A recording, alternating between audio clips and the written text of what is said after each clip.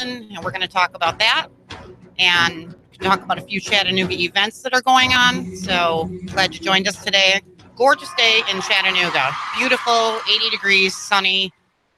Actually, wonderful day. So I'd like to welcome DB and glad you could join us today. Thank you. Nice to have you here. Thank you for having me. Yeah, thanks. There we go. So first, I'd just like to say, number one, as we always talk about Nightfall and things like that, they rocked it. I mean, this band called Ballroom Thieves from Boston played, and they are amazing. And the cello player, the gal in the band, she just plays that thing like it's a guitar or something.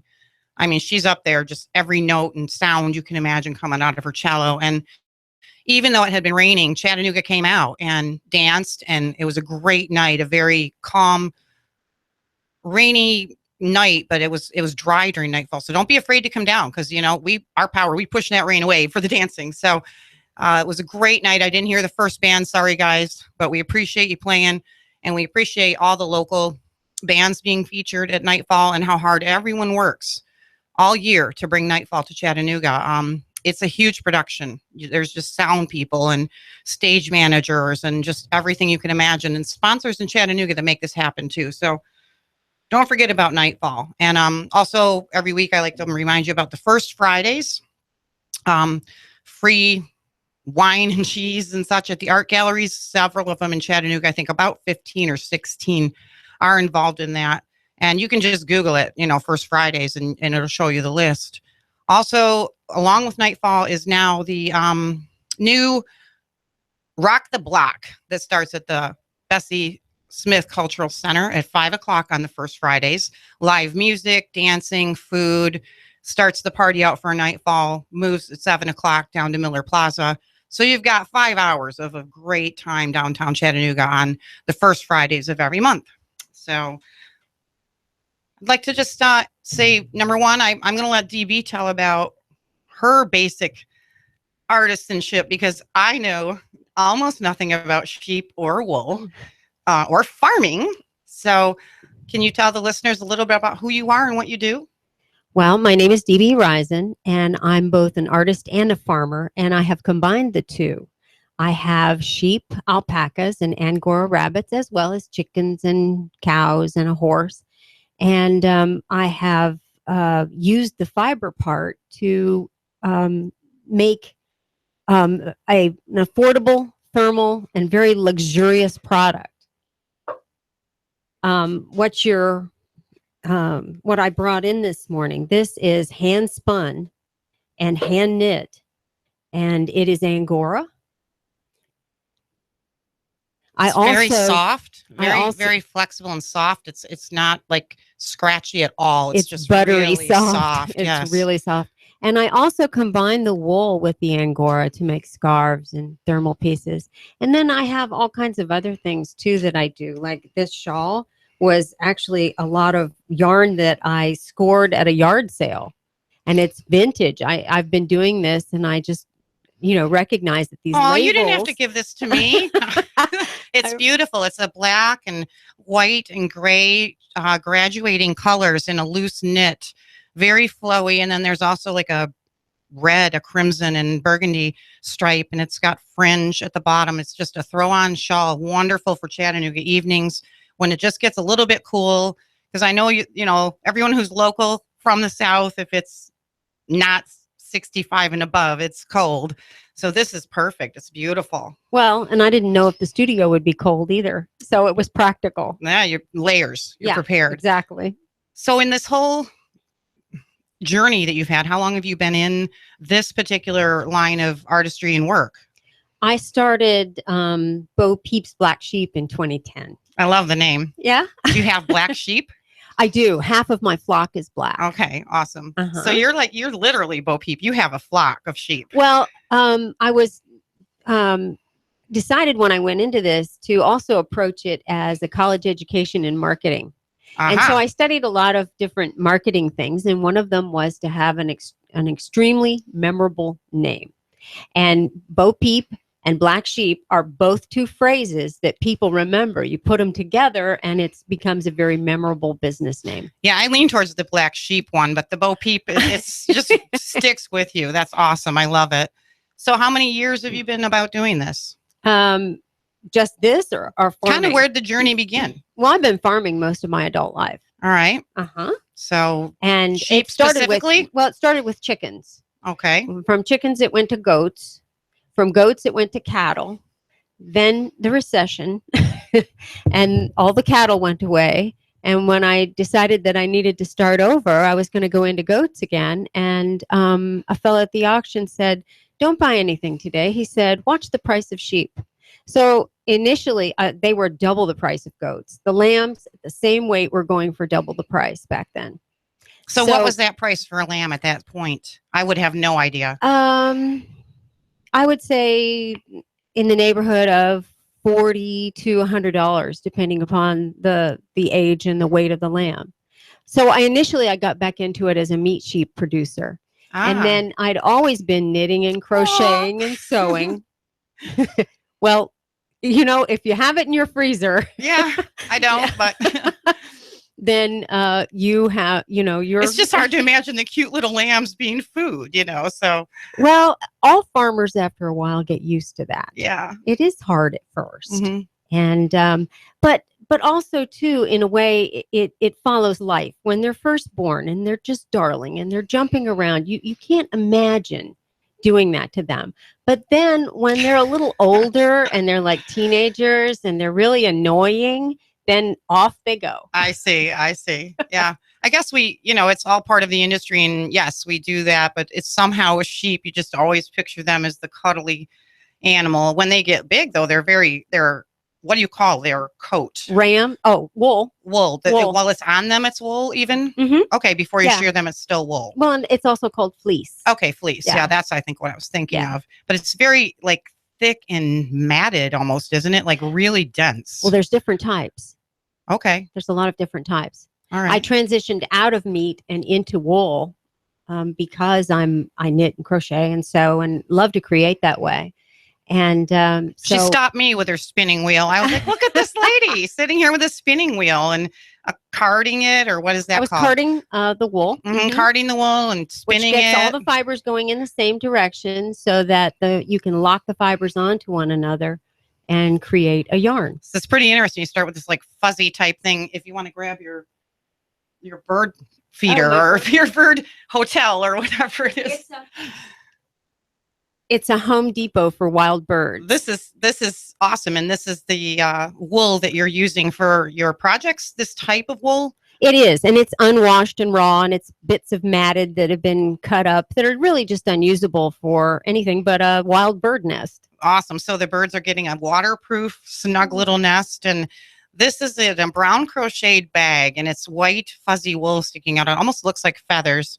And it also has a stick, I imagine, for the birds to sit on if they want while they gather the wool. Well, it gives them more landing space. Yeah, and so it's adorable, and it just hangs up outside, and you're helping the birds to create their nest. So it's a great idea to use almost recycled wool that you would otherwise not use. Yes, because this would just be go into the compost or, be tossed out. And you came up with the idea. What did you tell me? They were picking it off your fence? Yeah, you watch the wild birds in the spring, early spring, picking wool off the, fence, because the sheep will rub against a fence because their coats become, hot once the days get a little warmer, and the wild birds will pick it up. But I'm not the first to invent this. No. Right. That's fine. It's just such a neat idea, and just to see the image of that the birds naturally symbiotically exist and that they use this wool in their nests anyway. So this is just a great little project to give to the birds in your area. But mine is unique because it's a crocheted bag for it. Uh-huh. And the crocheted bag can then be reused. Other people that make these put them in grapevine balls, All right. And then this one, when it's all used, you can either buy a bag and refill it, or you can put suet or seed cake or something like that in it and feed the birds throughout the summer and winter. So that's handy, definitely. Let me ask you about how the breeding, the birthing. I mean, I Sure. know that I raised Bichon Frises for 10 years, and I would sleep next to the whelping pen when they were whelping, and it 12 hours, 24 hours before they'd have the first pup. And I assume you breed, and what do you call all of that with sheep? The babies, all of it. What's the terminology? How's that going for you?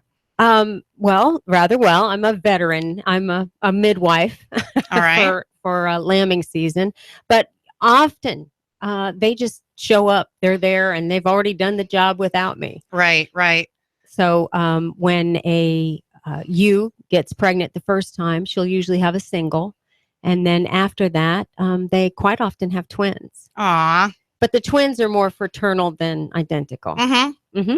So that's interesting. So the first time is usually just a single lamb. Right. Mm-hmm. Interesting. Single. Yeah. Don't want to overwhelm them. Right. First time mom. Don't be like my niece who had triplets the first time off. That was interesting. And for the most part, they pick up and they're good mothers. And occasionally you have a rejection, and that's when you end up with a bottle lamb. All right. So the mom just doesn't take care of the lamb? She just rejects it. She won't let it nurse. And at that point, what we do is seems brutal, but you have to tie her collar and her, side legs to a fence so that you can put the lamb on her and let the lamb nurse. Mm-hmm. And that's pretty hard on a female that's just given birth. I imagine. Is that so the lamb can get the colostrum in the beginning? Yeah, you definitely. And if you can't, then you've got to milk out the colostrum and give it to that baby. And then you got a bottle baby for the next 8 weeks. How many hours in between the first feedings when it's still little? Usually you do 3 or 4 bottles a day for the first couple days, and then you can go to a twice a day, schedule with them. But you're the mom. Yeah. Then.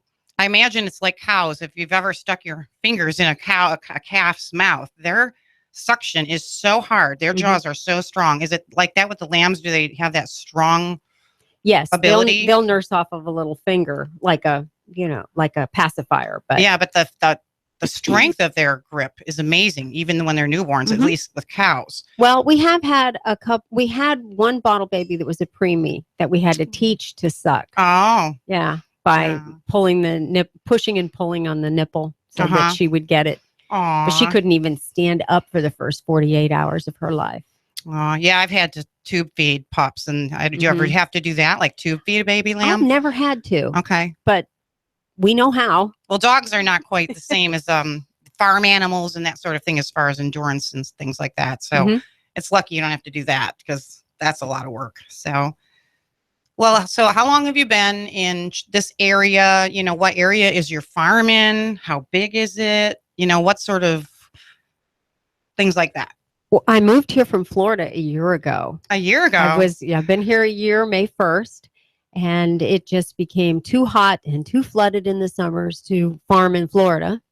And I wanted to continue to develop my wool product, and that seemed like a mean thing to do to sheep in Florida. Too hot for the sheep. Well, they have Gulf Coast wool there, but there's a whole lot of breeds that it's very uncomfortable for them, in Central Florida where I was. Sure. And then we had trouble with flooding. A couple years in a row now, they've had bad flooding down there that's even shut down the interstate. And I lost 4 lambs to flooding. So that was it for me. I moved them north, and I thought, too, that would give me a longer season. In Florida, you can sell wool primarily in January and February when everyone with relatives in Minnesota, Michigan, and Maine, they're all visiting. I'm from Michigan. They're all down there visiting. And then they know they're going back, so they'll buy wool products. Okay, so yeah, the people in Florida don't really have a need for wool because it's never something, it's very warm and it's very insulating. Really, I don't think there's anything as warm and insulating as wool. I don't think so Then either. also the water resistance. Well, alpaca, too, is an extremely thermal fiber. And the Angora, all 3. Oh, I'll take the Angora. Yeah, animal fiber is. And the blends of it is what makes it extremely nice. Yeah, you get the nice colors and fibers and the different textures and everything coming out from that. Well, it's always good a lot of people have a sensitivity to wool. Now, I get a lot of people say to me, I'm allergic to wool. And I politely question that. I say, is it that, or could you be allergic to the chemicals used in large wool processing? Interesting. Because once you move to a mill, okay, you've got a lot of wool all in one spot. You have to have a lot more chemicals to keep moths and things from eating it. Sure. So when you're doing like small batch processing like I do, I don't have to use any chemicals. I'll have to try that because I'm one of those people. If I put something wool on, it makes me itch. Well, I asked them, I said, does your throat constrict? Are you truly allergic, or do you just like get a rash? And if they get a rash, then it's a sensitivity. It could very well be to chemicals. Formaldehyde is used in the processing of wool and textiles. Yes. Yes. So this is not exactly organic, but it's very pure wool. There's not the chemical additives and things that you'd get in processed wool that you're going to buy in the industry, in the textile industry. And in small batch, it is organic. Okay. I don't have to use anything. Wonderful. I just have to remove the grease, the That's lanolin great. from the wool. So before I forget this, I want to ask what caused you to choose Chattanooga when you moved? I suppose, why Chattanooga? What brought you here? Well, I had considered Colorado, and New Mexico, Southern Colorado and New Mexico, but they have water shortages there, and that may get worse with time. I at first thought North Carolina, but I have a friend that lives in Knoxville, so I came and visited her and just drove up and down the interstate and decided on Chattanooga because it is such a cool place. It is, isn't it? It really is. What attracted you about it? What's some of the things that you were like, I really like this city, and I think I want to go live in Chattanooga? I have to say, it was just the feel. Okay. Just the feel of being here. Yeah, I really it is liked it. a unique city in that it's nestled between mountains, and you've got the Tennessee River just going through everywhere, through the valleys, and you have downtown. They've done a fantastic job. It's got a nice skyline. You've got the river accents, the north and south shore. You've got two different kind of vibes. On the north shore, it's a little more eclectic. In the south shore, it seems to be a little higher end to me, a little more that they're leaning more towards the urban in a sense, but still keeping the artisans and the art there. So it's the same thing. I've been here 2 years, and I just fell in love with Chattanooga the same way. I just love it. Well, at the time I was doing the Tampa Bay fresh markets, and my research brought up the Chattanooga market. So I applied to them before I even moved here and got accepted. So I thought you moved here because of Hot News Talk Radio. That was exactly AM it. 1240, so that you could come on this show and talk about everything with us. And you can tune in on Facebook and have a live feed of what's happening right here with DB Risen and Bo Peep's Black Sheep. You can also call in and talk or ask questions if you're interested in what DB has to share, or you are also into wool or sheep farming. You can call 423-800-8949 and we'll speak with you here, answer questions, or you can share something about what you do with your sheep. Also, I'd like to just say that I want to remind you about Nightfall coming up. I've said I'm not going to list the Chattanooga events because you'd be here all day. Chattanooga has so much to do, and that's another reason of why I love it here as an artist. The artist community, it seems, is welcoming and active and friendly. Have you found that same thing to be true? Oh, very much so. Yeah. Everybody here, especially at the market, has been very helpful in helping me to put down roots and also find other venues and grow as an artist here. I wanted to add to what you said about your callers in. Make sure if sustainable farming is something that you really see in your future, you want to find a mentor, because you don't know what you don't know. And I myself, I can't speak for all sustainable farmers, but I want to help people do this. It's a very nice way of life. What exactly does that mean? Because some of us laymen who aren't farmers, I understand the basic concept, but what is your definition of sustainable farming? How does that work for you? Well, I'll just speak to one thing. One thing, and there's myriad things, but in the case of sheep, okay, when we were down in Florida, we were in a tropical environment and worms were a particular problem. Well, I had it in my mind before I moved here that worms would be less of a problem here because it isn't tropical. But what I didn't consider and I later discovered is worms are a greater problem here because people have been farming sheep here longer. Okay. Okay. You're talking about the internal parasite worms? Internal parasites, yes. Do you use like diatomaceous earth and that sort of thing? Well, that's the best thing I think to do as much, daily. But when I said you don't know what you don't know, symptoms in a sheep, they can be dead in 3 days if you don't know what you're looking at. So you want to be able to get your hands on a wormer that is not, that the parasites aren't resistant to. All right, so we're going to take a little break and we're going to be back and talk a little bit more about farming and art. We've got a couple more things to talk about, show you, or describe. Hot News Talk Radio, AM 1240. You can see us on Facebook. You can see us on our website. Click there, go to YouTube, see this live feed as we talk about art in Chattanooga to not native Chattanoogans who are now all about it. I'm blowing everything up. We're starting over. I'm doing a new show. I want guys who push it to the middle of the table and go over the top. Take a risk, fail miserably. I'm right, and I'm not wrong, and I'll never back down. Conflict works. Allow it. It's The Herd with Colin Cowherd. Right here and everywhere. Noon Eastern. You give us 12 minutes and 40 seconds, we'll give you Chattanooga and the world. News Talk 1240. Hi, I'm Adam Distro, the owner and the head surgeon of Cell Surgeon. Broken screen? You need it repaired now. We can do that. We'll have your phone repaired within the hour. No hassle, no mess, no stress. We love fixing cell phones. Your cell phone has become part of your daily activities. You've noticed your cell phone is not charging properly.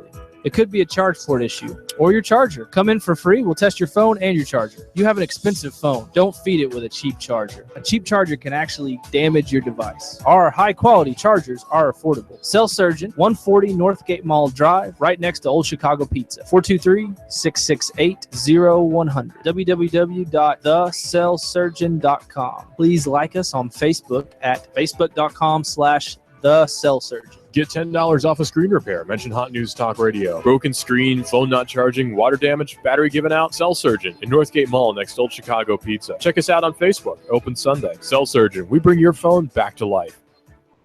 Finding just the right place to live can be a daunting task. Stop your search. In Chattanooga, the place to live is Cross Creek Villas for under $1,000 and available for immediate move-in. You can enjoy this 2-bedroom split layout, over 1,000 square feet, 9-foot ceilings, an extra-large patio or balcony. And don't forget to ask about their preferred employer program. Cross Creek Villas is a gated community offering a 24-hour fitness facility, a beautiful pool and hot tub, and Cross Creek Villas is pet-friendly. Stroll the pet park with your best friend and enjoy the free use of their business center and clubhouse. Plus, if you mention you heard this on the radio, your application fee is free. Cross Creek Villas, close to downtown off of Highway 58. Go to crosscreekchattanooga.com. That's crosscreekchattanooga.com or call 894-0446. That's 894-0446. Redefine the way you live at Cross Creek Villas. Go to crosscreekchattanooga.com or call 894-0446. Cross Creek Villas. MLS 2339. What would you do with all that cash?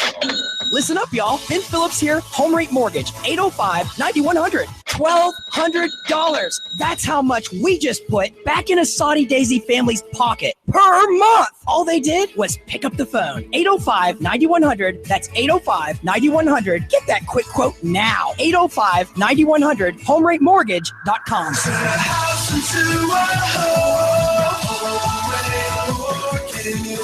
MLS 2239. Do you want to achieve the American dream in 2016? Listen up, y'all. I'm Ben Phillips with Home Rate Mortgage. 805-9100. We just helped a police officer purchase his first home in East Brainerd. Now he's grilling and chilling on his back deck. The American dream. You could achieve it with no money down options.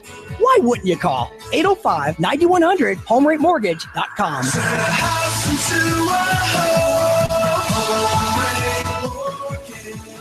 Ahoy there, matey. It's Harbor Lights Marina. Located at 9718 Hickson Pike, Harbor Lights Marina's new ownership is staffed by knowledgeable and friendly people ready to keep you boating. We offer wet slips and dry storage rental, fuel, a well-stocked ship store, daily boat rentals, and a restaurant. If you're on the water or headed to the lake, call us at 423-842-5391. 423-842-5391. Reminder, we are the home of the Carefree Boating Club. More than just a marina, we're people that love boating. Harbor Lights Marina. Our house in the middle of our street. I'm Sabrina with Sabrina Realty Associates. Now is a great time to sell your home. In our area, inventory is at an all-time low, which translates into higher sales prices. Call us today at 423-499-7780 to set up a free consultation and discuss our unique and aggressive marketing programs. We will provide you with a free market analysis to determine the right value of your home. Call us today at 423-499-7780 or visit our website at sabrinarealty.com.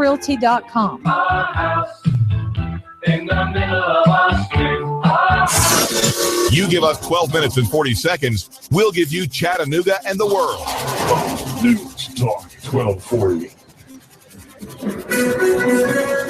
AM 1240 Hot News Talk Radio with your Hot News Now update. A man was shot in the leg, and according to police, the female suspect holed herself up in her house, leading to a 6-hour standoff with the police. They were able to extricate the victim, who was taken to the hospital, but the suspect was stuck in her house, barricading herself in for 6 hours. Eventually, the standoff did end peacefully, and the 56-year-old Lafayette woman was taken into custody for the shooting of her 49-year-old male friend at 7:45 p.m. on Wednesday. A mother of 4 was gunned down on Elder Street. Her body was found by a walking pedestrian. She had been shot several times. The police say that it is gang-related. The police say she was set to testify against gang member Cortez Sims, who is charged for the College Hill Courts shooting. He's still behind bars. For this reason, the police believe that this shooting is gang-related. And the Friends of the Library is going to be setting up an honor-based library system at the Chattanooga airport so travelers can pick up books to read on their flights. Price per book will be $3 to $5 in that range. If it's going on in the Tennessee Valley, it's going on Hot News Talk Radio. You give us 12 minutes and 40 seconds, we'll give you Chattanooga and the world. News Talk 1240. Except partly cloudy, very warm and humid weather out there for the afternoon. Could see an isolated shower or two drift in from the west. Not too many, though. Highs upper 80s tonight. On the muggy side, lows into the lower to middle 60s for Thursday and Friday. More like summertime with more heat, haze, and humidity, and highs near 90. For Great Lake spring and summer color, check out Glass Farm Nursery featuring the finest in bedding plants, hang baskets, shrubs, and trees. That's Glass Farm, Highway 11, 4 miles south of Trenton. And I'm Storm Team 12 Chief Meteorologist Patrick Core. On AM 1240, Hot News Talk Radio.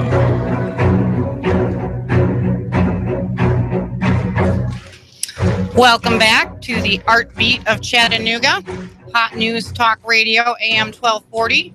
You can tune in on our website, Hot News Talk Radio. Click the YouTube link and see us live right now. Here with DB Risen, a local artist and artisan, raising sheep and doing all manner of art and creative sewing and beautiful things that some of them are not here today to see, that are colorful, lovely, literally from raising the sheep to creating the final beautiful item, all done by you, correct, DB? Yes. When they come into my little store at Chattanooga Market and they say, "You made all this?" I say, "Yes, sheep to shawl. I do it all." I love that, sheep to shawl. Now, the reason I stopped was DB was sitting there with a spinning wheel, spinning, and I had a friend that had sheep, so I knew that she was carding the wool with the little brush with the wire bristles, and you take the two and kind of brush the wool in there. You card it back and forth to get all the fibers going in the same direction so that you can spin it into yarn. See, I always thought that was to clean it or something. I didn't know that. So that's good information. But what really stopped me was this time, and you said you set up the Chattanooga Market. We're going to mention that right now. It's a must go to. You've got live music, artisans, food, alcohol, produce, and the number of artisans that come to the Chattanooga Market is amazing. And every week there's a different theme. Oh, really? Yeah. Yeah. How does that work? Well, like they had their own strawberry festival. All right. And last week was the Mountain Bluegrass. So you had a lot of noticed that with the music. Musicians. And this week, is it the Sweet 16 party? I'm not sure. So every week there's a different theme, and there'll be a blueberry festival and a peach festival coming. Oh, I know what it is. It's 5-star food. They're going to have all the food trucks there. Oh, I'm definitely going this Sunday. Yes, it's Sundays. You want to go because all the food trucks will be lined up in the street in front. So bring your appetite this week to the Chattanooga Market. Come and meet all these amazing local artists and artisans in Chattanooga. The entrepreneurism going on in Chattanooga and the surrounding area is amazing. There are so many dedicated people, smart, business-minded, creative people, just normal people. Not all artists are hippies. I know some people think there's a stereotype. We're both artists, and I might be a gypsy, but I'm not a hippie. So I don't know about you, DB. Are you, what do you classify? You're not a hippie, right? I could be. I don't know. I'm a farmer. A farmer. There you go. So artists can be anything: an architect, a farmer, a cashier. We're just people that have creative things we want to share. And the definition of art basically is something that an artist creates to provoke an emotion in another person. So that's where no one can really say what is and is not art. There's craftsmen, there's artisans, there's artists, there's musicians, which are artists, dance, theater, all of that. I still, as a visual artist, draw the line in my mind with art, artists, and craftsmen. Not that one is better than the other, but if you take the part where if an artist is doing something to provoke an emotion, that sort of separates that into a different approach of why you're creating. Like, it does bring a happy emotion. And I know part of you wants to bring that happy emotion to a person with all of your sewing, your knitting. Well, that is very important. I think that I would like to be supported by this. And so I try to make things that are really affordable so that people can own something that's different and unique and that they truly love. Yeah, and this is another aspect of the artists that I'm meeting down at the market is I was looking at some earrings last week, and I actually went in there thinking I need some earrings because I lose one of every single pair just about. So I was going in there thinking about earrings, and I was kind of browsing and I wasn't deciding on anything. And this lady there, one of the local artisans, and I should have her name, but this just came into my head now. She dropped the price on those earrings, and her comment was, I really want you to have these. And I'm wearing them now. See? They're beautiful. They're little Swarovski crystals. And she sold them to me, I know, below cost. Because she actually just really wanted me to have them. And it's not like I was destitute. I'm just wishy-washy. There's so many to choose from, But that's a really neat spirit you see down there is we do want to support ourselves as artists and artisans. We have to. We want to because it comes, that's everything that we love. I have animals to feed too. There you go. Yeah. Well, you're totally symbiotic. Your work depends completely on your entire lifestyle wrapping around what you're doing. It does. Yeah. So you don't really have a choice to go 9 to 5 and then come home and throw the sheep some food. Some people do. Yeah. But I don't. I want to be home. I'm also homeschooling my teenage daughter. Wonderful. That's a big endeavor. How long have you been homeschooling? The whole time. All right. Yeah. I also homeschooled my 5 children, daughters. Yay. And when the last one graduated, I would joke around with her and say, this graduation party is for me. I'm done and it's my party. But, Well, it is the best education I've ever had. I'm really proud of my daughters because one of my daughters is one of the top ASL interpreters in the nation, sign language, American Sign Language. Another one got her degree as an English teacher for schools, which is hysterical because she was homeschooled. And another one's been very ill, but she's also was in nursing school and had to drop because of health, but she's now working and everything. And my youngest daughter just landed a great job making almost $16 an hour at 24 years old. So homeschooling does work. Yes, it does. Yeah, it's a totally different environment. So how about social? Let's go there because, the homeschooling listener or the person who doesn't really support homeschooling seems like that's one of the biggest things they bring up. Well, they're not going to be socialized. They aren't going to know how to interact. What do you think about that? Well, even in a school setting, a child rarely interacts with the entire student body. They usually have a handful of friends.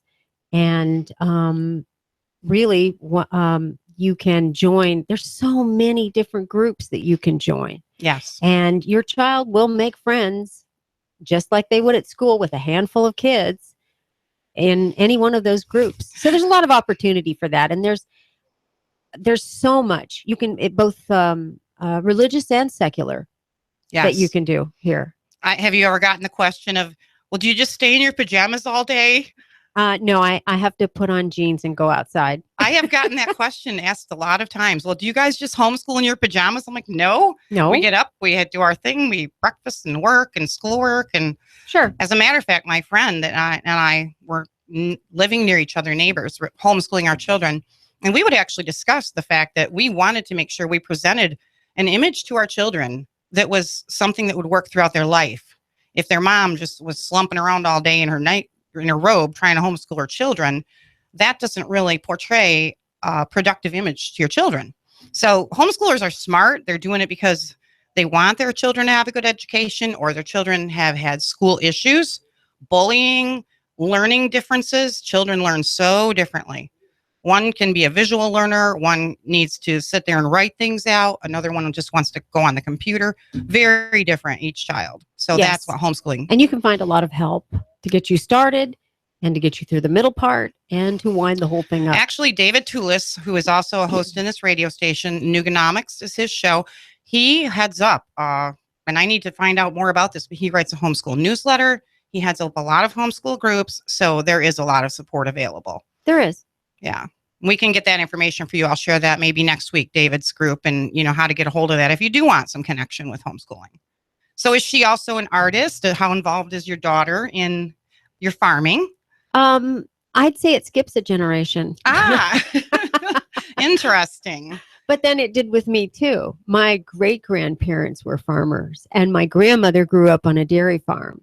So neither of my parents were farmers, but they had gone to my father's grandparents' farm and spent some time there. My father had spent summers there, but they were both city dwellers. And I always loved animals as a kid and wanted to do that, and just decided that that's the area I wanted to go into. So you had a little bit of a background, so that probably helped because you had something to draw on. Pets. I had nothing. That's why I am a big advocate of a farming mentor. I had a couple come into my booth, and when they saw that all the pictures on my wall behind me, my little banner, were animals that I owned, they said, "Oh, we want to do what you do." People have a very romantic notion about this bucolic life in the country and about sustainable farming, and they said, "We're looking at land, and we want to do this." And I said, okay, number one, I said, find a mentor and then get the best advice you can. And they said, okay, well, what's the best advice you can give us right now? I said, don't look at buying land. I said, buy land that's already developed, because it will cost more to build the house and take longer than you ever thought. Plus, you'll still have the barns and all the fencing and everything else to develop. And like I said before, you don't know what you don't know. So if you find a place that's already 60-70% of what you think is ideal, I said, then you're only living with one wall knocked out at a time. Right. As you turn it into the homestead that you want. But you got your fences, you got your barn. I wouldn't want any of my animals to do a winter here without a barn to put them in. We had a couple of bad storms, and they tell me it wasn't even a bad winter. So no, I'm from the north. This was just a little spitting. Up north, you've got 18 inches of snow for 6 months and, almost no sunshine and horrible winds. But the animals do have to be considered. And I think that's a good point. I brought up 20 some odd animals from Florida. This was their first Tennessee winter too. So they're out there with their wool coats shivering. Come on. No, I will. Something that I noticed, was that my wool sheep grew nicer fleeces here than they had in Florida. There was one that it's absolutely beautiful. She didn't grow that before. So nature knew they were going to need a little more protection, and they grew a thicker coat, just like dogs get their thicker coat in the winter and shed in the summer. Yes, they did. Nature knows that. So we're talking with DB Risen on Hot News Talk Radio, AM 1240. I'm Jill Collins, the host, and I'm also a local artist. I have work currently hanging at K-Vel Massage downtown across from Coolidge Park, a large body of work hanging there. And I also forgot to bring a book, I'm sorry, to Fred Ballou, the author of Poems from a Secret Garden, because I need to keep a copy here, but you can look that Poems from a Secret Garden up on Amazon. It is for sale. I've illustrated it. It has beautiful cover and illustrations, and 140 pages of about 15 years of poetry. So that's a great book to look into. And I'm going to just show you really quick something I'm working on. Well, if I can get out of these. I always have to share something, kind of like show and tell at school. It's like my turn. So these are kind of a newer style that I'm working on. They're acrylic, but they're more of a watercolor approach. And the whole thing was drawn with Payne's Gray paint first. And these are proofs for something I want real bad, potential mural here in Chattanooga. I may or may not get it. I don't know. But you can all put out the good energy that I'll get it. So that's one of them. They want 3. I've got 2 mock-ups right now. So, and this is kind of a building on a corner, and there's a guy in a motorcycle in the foreground and the horse and carriage off to the side here. There's a lot of the bright red, cadmium red is the color awnings, because you see so much of that around Chattanooga, the wonderful umbrellas, the wonderful bright red awnings. And it just kind of dots the downtown look. And if you go to the market also, you'll see other artists. It's very recurring in a theme because it is common here. So I just wanted to kind of show you some other types of styles, this is more watercolor-ish as far as not super detailed, but it does give you the impression of a busy moving city area with a lot of color and movement. So now DB, do you do any kind of 2-dimensional work, or do you strictly stick with wool and sewing? I paint murals in my own home. Wonderful. I'll be picking your brain. That's the extent of it. All right. What are you using to paint? Acrylic? Just acrylic. Yeah. It's a great tool, great medium. Love acrylic. Yeah. So talk about your yarn wool dryer softener balls. Wool dryer balls. Dryer balls. Okay. Or you could call them laundry balls. Yeah, I like that. They are, here you go. All right. Hold a couple up for you. It's just wool. Mm-hmm. It's solid felted wool. So you've spun this with your spinning. Well, now the inner is simply scoured wool. And then the outer is spun wool. What's scoured wool? Where you're just carding it? Scoured means that you cleaned all the vegetable matter and the lanolin out of it. Okay. Yeah, they use lanolin to make vitamin D3. Oh, do they? Yeah, that's one of the sources of D3. I And didn't some know. people think it's vegan, but I'm like, no, it's from sheep. Well, it could be vegan. I mean, they could just process it out of wool they had cut off. Yeah, but you wouldn't have to kill the I sheep have to look for into it. that, because that's an interesting point. I'll have to check into that. Is it vegan if it comes off of a sheep, and how is it produced? But so the inside is just kind of like a wadded up wool, and then you've wrapped Scoured this wool, and then scoured wrap it and wool. felt it. Mm-hmm. Felted. So then felting it, would you brush it? I don't How do go you felt into things? a lot of trade secrets. I've made thousands of these, and I've been making them since about 2012, and I have kind of perfected it. All right. And I had a gentleman that was a little miffed with me the other day because I wouldn't talk about how I made them. Right. And I have put the time in to come up with a very tight felted quality product. And so I don't talk a lot about how I make them. All right. But I there's know I plenty watched of my info. friend do some felting, so I know a little bit. I'll keep your trade secret on that. There's plenty of info on the internet. Sure. Oh, through YouTube videos and blogs and everything. So about don't ask how DB to make. how to felt your dryer Okay. balls. Look it up on YouTube. That's And how then- long do these last? How long, if you purchase one of these, can you expect this to soften your clothing naturally in your dryer? Years. Years and years. Years and years and years. Can it go in the washer? If they get pilled, like if you wash jeans and stuff, they'll get little blue pills on them. That makes them soften even better. All right. So even if they start looking a little worn, they're still great. They All will right. work for years. How do they cause the softening? What's the process? Do you know why they soften clothes? Yes, it's a combination of the cellular structure of wool, the heat, and the fact that you use 2 or more. They bounce independently in the dryer, and they push hot air into the center. And it's the friction of the wool against the clothing that softens it. Interesting. Yeah. So no more chemicals, dryer sheets that can cause. I've seen color changes and things like that from using fabric softeners and fabric things. softener works at sort of. Now we're talking lady stuff here. Sorry, guys, but we're talking laundry now. Everybody has laundry. Yeah. fabric softeners work because they cause a disintegration in the fibers. So using fabric softeners means that your clothes are going to wear out quicker. And using dryer sheets has a number of chemicals, but the one that I have specifically zeroed in on today is benzene. Okay. Benzene is released when you use dryer sheets in your dryer, and benzene is associated through research to lymphatic leukemia and lymphatic disorders. So benzene has been shown to disrupt immune systems. That's so you're also, these have a health benefit as well. And can you tell everybody your website in case they want to avoid benzene in their body and clothing and wearing out their clothing with these fabric softeners? If you're local, just come down to the Chattanooga market. I'm there almost every Sunday. I'm a fair weather vendor. If it's raining, I can't imagine you'd be there anyway.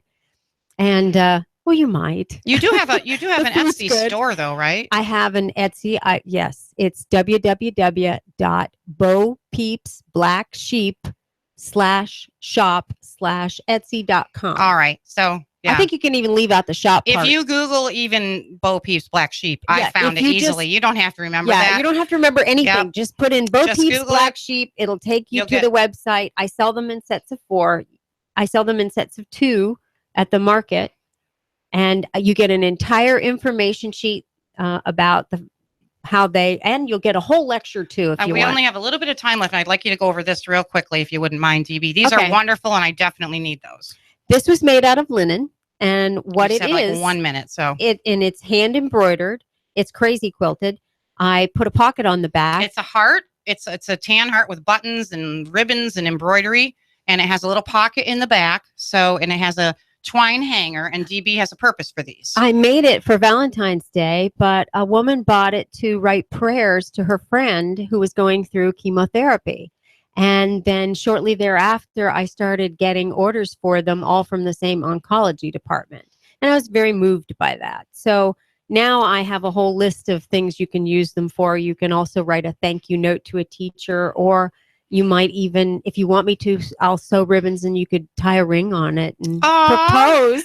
That's sweet. So you can give your heart away. Well, I'm going to share something with you, DB, later that's connected to this that I'm super excited about. And I'm going to kind of leave that as a mystery with the listener so far, because I've got a big dream and I'm excited about this because it does connect to where I'm heading, and something involving cancer and supporting breast cancer awareness. So that's an awesome thing. And it is you can probably use different fabrics, right? If someone wanted a specific color. I could make them in any color. Mm-hmm. I also do blue jean hearts. And then you got your linen and here, silk, right? and all kinds of too. things. Yeah. So you sew, you grow little lambs, and do you grow their food? Do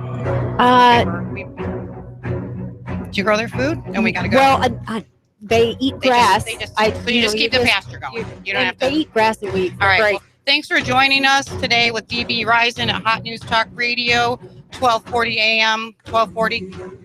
The Art Beat of Chattanooga. I'm the host, Jillian Collins, and we'd love to talk to you. Call in anytime. Thanks for coming in, listening, watching us, and come down to the Chattanooga market and meet some of these awesome people we've been talking to. Here comes Dale Earnhardt Jr. He's got third. He's going for second. Earnhardt going for the lead. The NASCAR Sprint Cup Series is on the Motor Racing Network. Hot News Talk 1240. Hear it live on the Motor Racing Network, the voice of NASCAR. Check it out live on Chattanooga's official NASCAR radio station. Hot News Talk 1240. Poof. Just like a magician, Les's Pawn Shop can turn the stuff that's just lying around in your house and garage into cold, hard cash. Les's Pawn Shop on Highway 58 in Chattanooga will buy, sell, and scrap anything of value. Hey, and get this. If you're looking for anything from guns and jewelry to guitars and tools, you'll find it at Les's Pawn Shop. Quality pre-owned items. Les's Pawn Shop on Highway 58 in Chattanooga also buys gold and silver at top prices. And if they don't have it, they can order it for you. Les's Pawn Shop, Highway 58 58 in Chattanooga, where you'll get top dollar for your stuff. And you'll be surprised at the wide variety of our unique items. So the next time you're looking to buy, sell, trade, or scrap anything, from jewelry to coins and currency, guns and ammo, music and tools, stop by Les's Pawn Shop, 4742 Highway 58, Chattanooga. Call 702-5868. That's 702-5868. LesPawnShop.com. That's Les with one S, pawnshop.com. Poof. Just like a magician, Les's Pawn Shop can turn the stuff that's just lying around in your house and garage into cold, hard cash. Money, lots of money. I want to buy in the sky. On your signature, you can get $150,000. Can you believe that? $150,000 on your signature. Hi, I'm Bruce Krebs with the Entrepreneur Source. There's a program right now that you can get $150,000 on your signature with no pledge of collateral or personal guarantee. Call me at 423-875-5621 to learn more. 423-875-5621. You've been thinking about starting a business? Don't do it on your own. I have a proven track record for the last 13 years, a 96% success rate. I can guide you into a franchise where you will pay yourself through the startup phase with very low or little risk. Call me now. I'm Bruce Krebs at 423-875-5621. And make sure to listen to the Entrepreneur Hour every other Wednesday from 11 to 12 o'clock. Call me now, 875-5621. Money, lots of money. I want to buy in the sky. Need more of your tax money back faster? EJPelton.com. Save time and money now. EJPelton.com. You wouldn't want to go to a dance by yourself, so why dance with the IRS alone? EJPelton.com. Get more of your money back faster now. EJPelton.com. For you and your business. EJ Pelton Tax Resolution and E-Filing Services. You earned it. Now keep more of your money. EJPelton.com. Offices in Brainerd and Saudi. EJPelton.com. Yeah, I'm the tax man. Unlimited streaming. T-Mobile. No overages. T-Mobile. Get the latest Samsung smartphones. T-Mobile. No credit check required. T-Mobile. Let's set the record straight on coverage. T-Mobile has the best coverage in the Chattanooga area. For a limited time, get 50% off a Samsung tablet when you buy a select Samsung Galaxy smartphone. Only at T-Mobile. T-Mobile, doing data differently. T-Mobile. Unlimited streaming. No overages. T-Mobile. Route 153 Hickson. Next to Starbucks. Open till 8. Call 876-9022. That's 876-9022 for T-Mobile. Charge! Get back there, you dang Yankee! Great horny toads, I'm up north. Gotta burn my boots, they touched Yankee soil. Lay down your arms and step forward, Yankee! What's the hassle, Schmassel? My orders from General Lee is to hold the Macy-Dixie line, and no Yankees are crossing it. You give us 12 minutes and 40 seconds, we'll give you Chattanooga and the world. News Talk 1240. If the South would have won, we'd have had it made. You give us 12 minutes and 4 minutes and 4 minutes and 4 minutes and 4 minutes and 4 minutes and 4 minutes and 40 seconds, we'll give you Chattanooga and the world. WSDG. Yesterday on the Herd. Some people on our staff said they think the Warriors are a one-hit wonder like the Macarena. What do one-hit wonders all have in common? They kind of got one trick, one sound, or what? So is Golden State. Is Steph Curry's fun. He brings his daughter in a press conference. It's fun. A new day in the Herd starts now. Ladies and gentlemen. Ladies and gentlemen. Ladies and gentlemen.